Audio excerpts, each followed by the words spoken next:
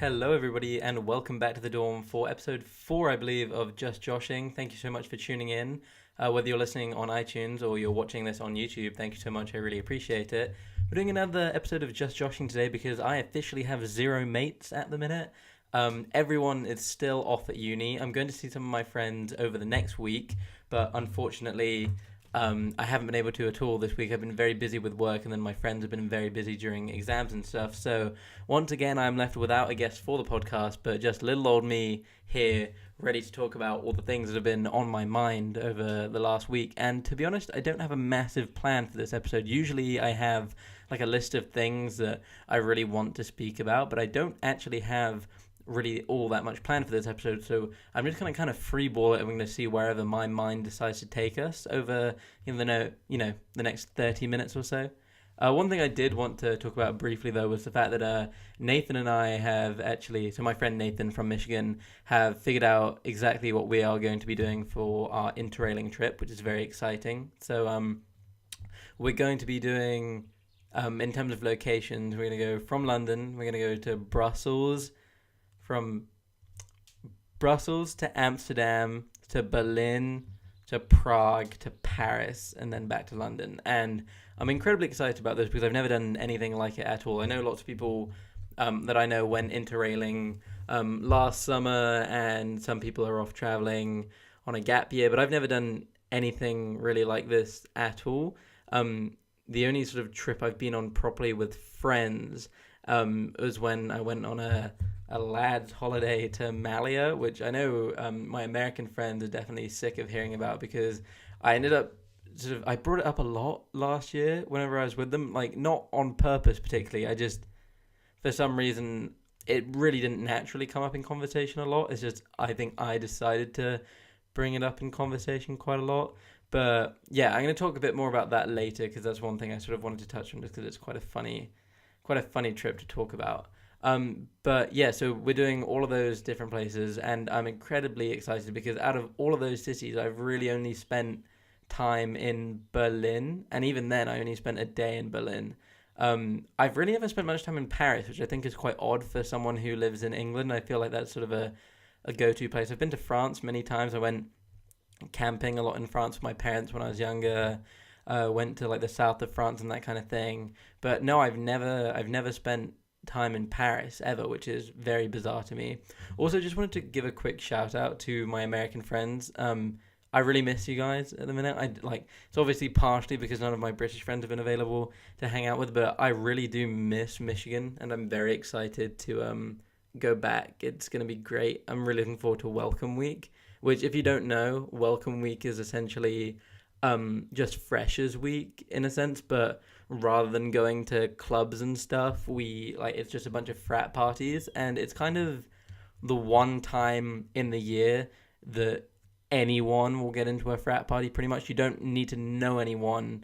As a girl, you'll pretty much always get in anyway, but as a guy, you can just say, "Oh, I'm rushing this frat," and that means that they're pretty much, they're gonna let you in, basically, which is nice because usually it's a lot more of a grind to actually get into a frat party. But I just wanted to say, if you've been to any of those locations in Europe and you think there are fun things to do there, I would really appreciate, you letting me know, because we're kind of planning this whole trip at the minute, and it's kind of daunting because we're going to so many different places and we don't have a great deal of time in each place. We're sort of spending 2 to 3 nights in each location, so sort of probably 2 days in each place, and that's not a lot of time, so you really have to hit absolute highlights. And obviously at nighttime we'll be going out and things, we'll be going to clubs and bars and stuff, but just in terms of things in the daytime, I think it'd be a real shame to go all that way and then end up not spending a good amount of time actually looking around the things that make that city cool. So hopefully someone will let me know fun things to do there. But I'm wearing a hat right now indoors, which I don't usually do, but it's because I've been wearing a hat all day and I'm honestly afraid to take off my hat and see what has happened to my hair in the sun, because it's been another very warm day in England. We've been having some really weirdly good weather ever since I came back from Michigan. It's been freakishly nice for a consistent amount of time. But I've been off playing golf a lot, actually, recently, which is not something I would have expected to do. I'm not really a fan of golf in any way, but I've been playing it quite a lot with my mum because she's been doing it while I've been away at uni with my godfather. And let me tell you, it's a lot easier playing golf with your mum than it is teaching your mum how to play the saxophone. Um, I've never really got into that story properly on my podcast. I talked about teaching my mum how to play the saxophone on an episode of Beg to Differ, which is a podcast that I featured on. So go check that out if you want to. But talking the story about teaching my mum how to play the saxophone. So my mum, while I was away at uni, found an old recorder that we had. And I used to play a recorder like a lot of people do when they're in sort of primary school, sort of primary/elementary school. You play the recorder because it's an easy instrument to play. You can learn how to read music, and it's just very simple to pick up. So I played recorder, and then I moved on to playing the saxophone. But my mum found the recorder and decided, hey, like, she understands how to read music. She was like, I'm going to teach myself how to play the recorder. So she'd been playing the recorder, which is, very simple instrument.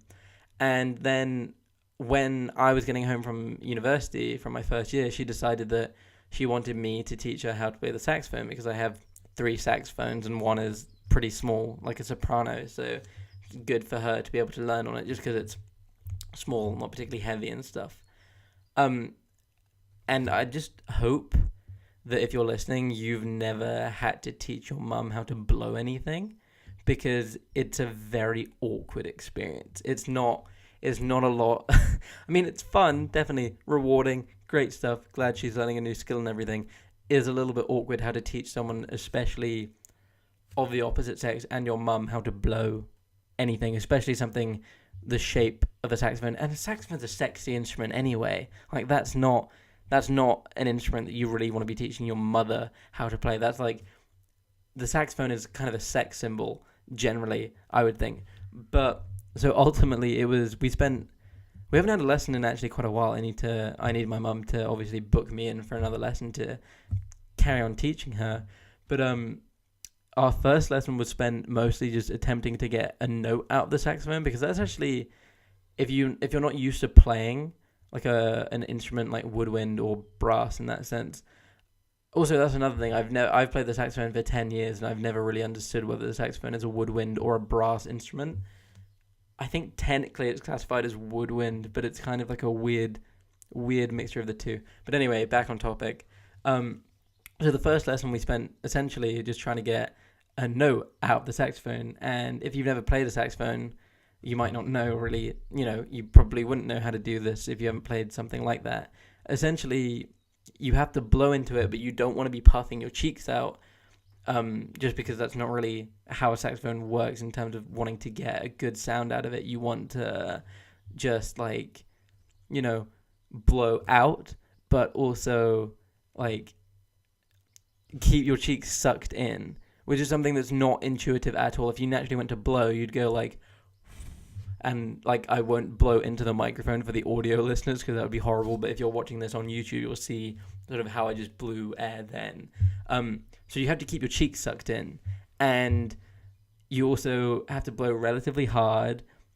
And the worst part about it really was the very start. So when you're assembling a saxophone, you have to take the reed, and you have to wet it before anything will really work. It's like a good, you have to do that to get a sound really out of the saxophone. So you have to take it out of its little protector, and you have to put it in your mouth, and you have to build up some saliva on the edge of your lips, and then kind of move the reed in and out of your mouth, which, as you can imagine, is an awkward thing to be saying to your mum, just build up some spit and then move this in and out of your mouth. It's not the best thing to do.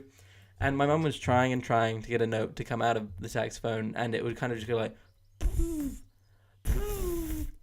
not really creating any kind of actual note in any way. And I was doing my very best to stay patient, stay calm, it's fine. It takes a long time to be able to play anything, not expecting you to be brilliant off the start.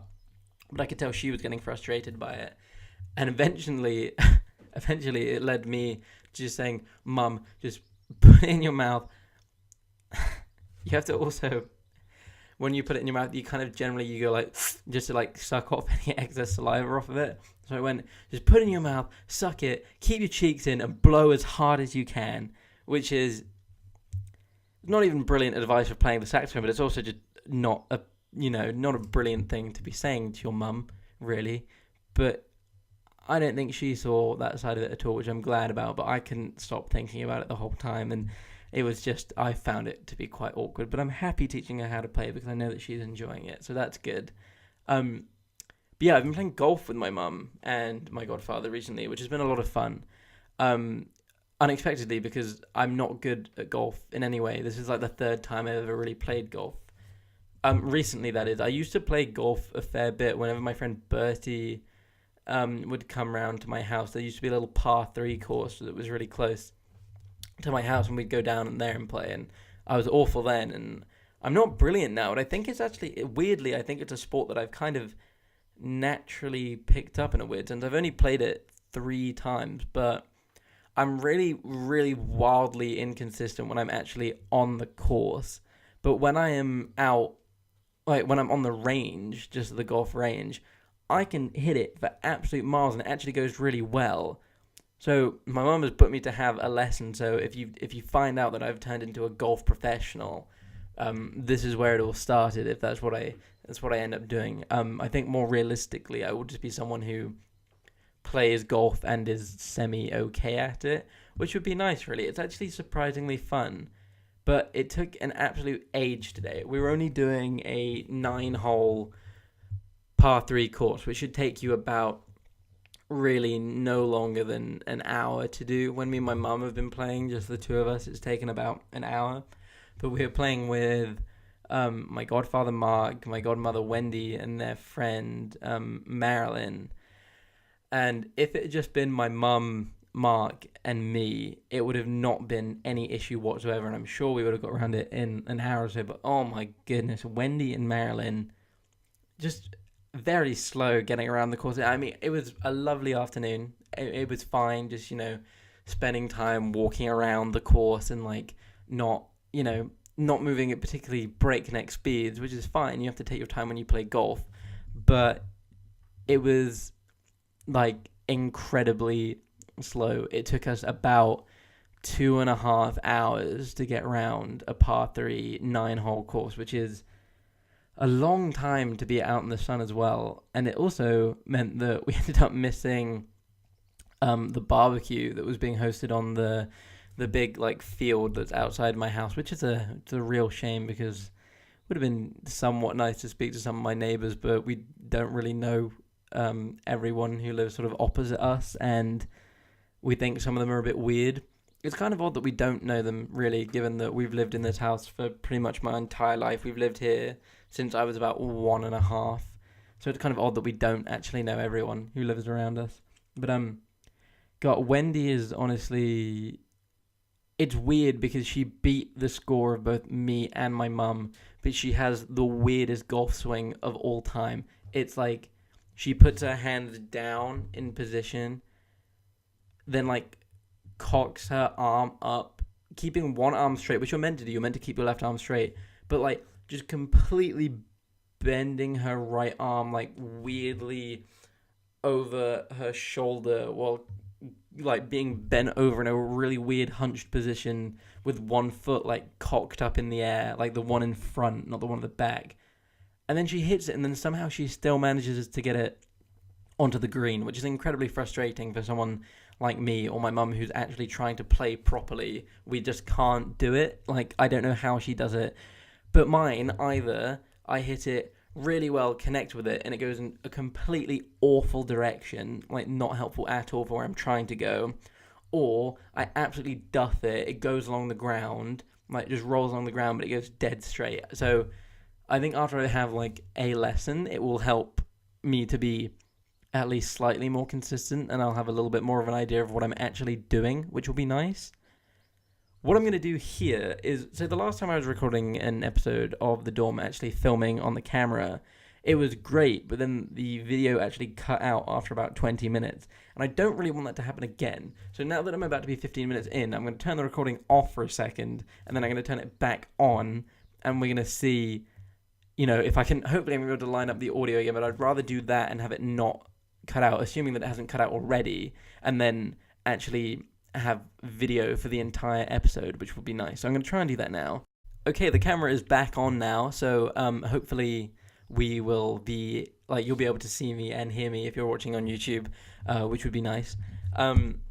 So I would like to, I'm going to talk a little bit about my trip to Malia with the boys, because it was a very funny trip, and unfortunately I don't think we're going to have a chance to do it again this year, which is a shame, just because we haven't got around to it in any way, and I just don't think it's going to happen. But this was, so last year we had just finished secondary school / high school, if you're in America, and we wanted to go on a boys' holiday, as is slightly customary in UK culture, to go on a sort of lads trip once you finish your exams and stuff. So we were thinking, where are we going to go? And my group of friends have always been somewhat like the In-Betweeners. If you're from the US and you haven't seen that UK show, I highly recommend you watch it, because it is an absolute staple of British culture. I think the people my age in England, I think our sense of humor is, not massively, wasn't massively influenced by the In-Betweeners, but certainly to some extent was influenced by the In-Betweeners. It is absolute classic British comedy. It's these 4 friends, and they're in sixth form. They're 17, 18, and it's just a very accurate representation of what it's like growing up in England in terms of the way that they talk to each other. And it's so funny. But basically, there's the In-Betweeners movie is where these guys went to Malia, and they were basically doing the exact same thing that we were doing. It was after their exams, before going to uni, sort of last hurrah as a group of friends, let's go on a trip together. So my group of friends, we were like, okay, well, the In-Betweeners went to Malia. Why don't we also go to Malia? So we went to Malia, and we flew with Jet2, which is an incredibly budget airline, if you don't know. It was totally fine. Flight was fine. The seats, however, I've never been on an airline where the seats were as thin as they were. It was, I would say, if you're looking on the camera, if you're watching the video right now, the seats themselves were about this thick. If you're listening audio-wise, it's probably, 2.5, 3 inches thick, very, very thin. So not the most comfortable flight, but we got there, and I remember all of my friends were 18 at the time, but because I skipped a year of school, I was 17, and I was slightly bricking myself that, in Malia, if you don't know, it's on the island of Crete, which is a Greek island. Technically, you have to be 18 to drink there, so I was slightly scared that I would have gone all this way with my friends, and I wasn't going to be able to get into any clubs, and I wasn't going to be able to drink anything. And I was totally wrong, because they don't ID you anywhere. In one of the, it was really bad, one of the main bar that we went to that we ate at a lot was their version of a British pub. We did try actual local places and stuff and have that kind of Greek food too, but generally, we ate there I think at least 3 times. But they had a sign up that was we won't serve anyone under the age of 12 here, so I was totally fine.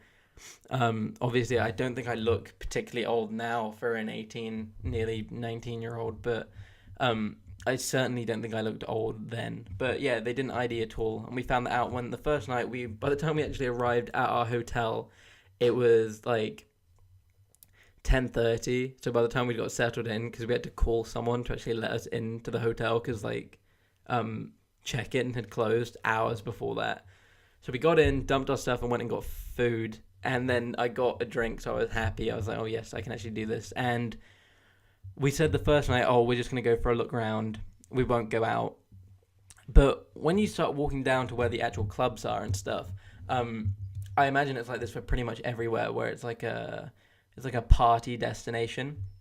You have the reps for the club are out in the street, and they're usually very attractive girls who just rattle off drinks at you, and deals that they're going to be giving you. So they're like, we'll give you 5 shots each, two mixers and a fishbowl for €5, and you've got these people shouting, lads, lads, lads, like, where are you going, all the time. And eventually, like, it's hard not to get roped into any of them. We kind of learned how to do it by the end of the holiday, but the first night we were like, pretty sure it was the first person who said it to us. We were like, yeah, sure. So we went in, and God, we had absolutely disgusting shots. I don't know what they were giving us, but it was horrible. It was not nice at all. I remember our friend Harry threw up all over the floor there, and then threw up again all over the floor at the same place. And it's not a brilliant first start to the holiday. We came back.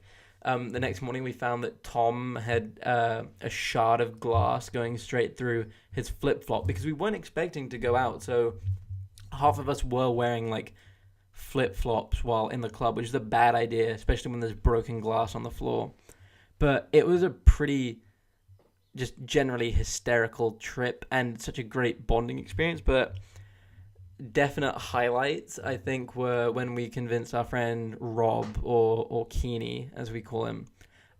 We convinced Keeney, or semi-convinced him rather. Like, he was never totally on board with it, but there was a night where he got like blackout drunk, and I think it was Alex like took him back to the room, I think. And we managed to convince him the next morning that he had got off with someone, a transvestite, basically. We said that it was someone who we think was a man, but they were definitely dressed as a woman. And at first he didn't believe us, but then we were so adamant about it that I think we genuinely managed to get through to him and convince him that it was.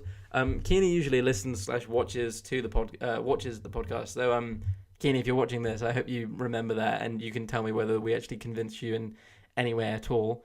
So that was pretty funny, especially because, well, on the very first night, we were sitting around at dinner, and we said to him, I don't know why we said it specifically to him, but we said that if on the trip we saw a dwarf transvestite, then he had to get off with them, which is really odd. And also, technically, oh wait, I don't think you can say the word dwarf anymore. I think you have to, like, wait, can you say dwarf? I know you can't say, you definitely can't say midget. I know that, so I wouldn't say that. I was just saying that, so you understand that I can't say it.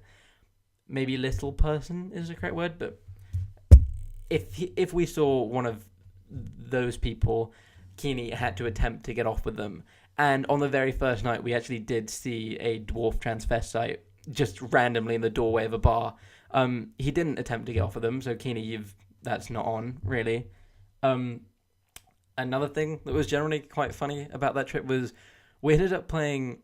So Malia is like, it's a little bit of a shit town, really, in terms of like, it was fun at night, but even then, a lot of the nightclubs had actually closed, because it's just like they're generally trying to make it a more, touristy family destination as opposed to like a night out kind of place.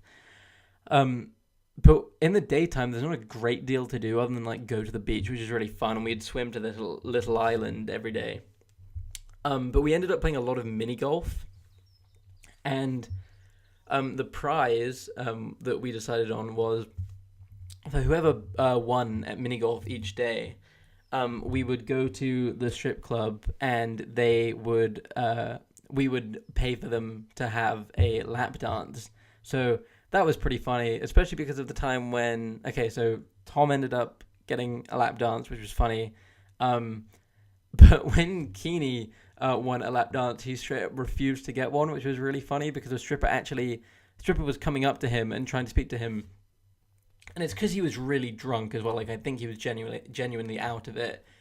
He just, like, she was trying to talk to him, and he just didn't respond in any way. He just, like, spoke straight past her, which we all found very funny. There was one more thing about the trip. Oh, okay. This was really bad, actually. So it came to the penultimate night of our trip. So we weren't leaving the next day. We were leaving the day after that. Okay, I just explained what penultimate means. I'm assuming, that was stupid. But, so we woke up, me and Tom, we woke up this morning, and the cleaner was, like, shouting at us in our room, like, yelling at us, and we were very hungover from the night before, and the cleaner was shouting at us, and apparently we should have left the room already, because somehow Tom was in charge, I'm pretty sure, of booking the hotel. It was either Tom or Harry for booking the hotel, and we'd accidentally booked one night, one night not enough, one night too few, essentially. And so this cleaner was like, "You should have checked out already. Like, what are you still doing here?" Yelling at us. And so we were in quite a panic, trying to pack away our stuff. Like, oh my god, what are we gonna do? We're gonna have to like. I remember I texted my girlfriend at the time, like, I guess we're just gonna have to like sleep on the street, or like we're not gonna be able to, because like no hotels are gonna be available because it's the middle of July, like everywhere's gonna be booked up. What are we gonna do? Like, I guess we're just gonna have to go out tonight and stay out until we manage to get the bus to the airport tomorrow. Luckily, very luckily, we managed to sort it out, and we managed to keep our same rooms for another night, which was, we were very grateful for, because that could have been an absolute disaster, really. That wouldn't have been a fun way to end the holiday. But that was just a really fun trip, and I think that when Nathan and I go interrailing, I think it's going to be quite similar. Obviously, it's slightly different because it's just the two of us, but I think it's going to be really great to just go out in different countries and have a really fun time, and just be able to explore and just be sort of totally independent for a while, which is really nice. I believe next week I'm going to see my friend Ollie, and we're going to be hopefully we're going to be recording an episode of the podcast. At least I know that I'm going to visit him, so that'll be fun. Thank you so much for listening. If you're listening on iTunes, please rate the podcast 5 stars and leave it a review. It really helps me out if you can. If you're watching on YouTube, please like and subscribe if you've enjoyed it. Hopefully if you've made it this far, then you have. Thank you so much for listening. Thank you so much to everyone who's supported the podcast so far. It means the absolute world to me, and I'm still absolutely loving doing it, so thank you.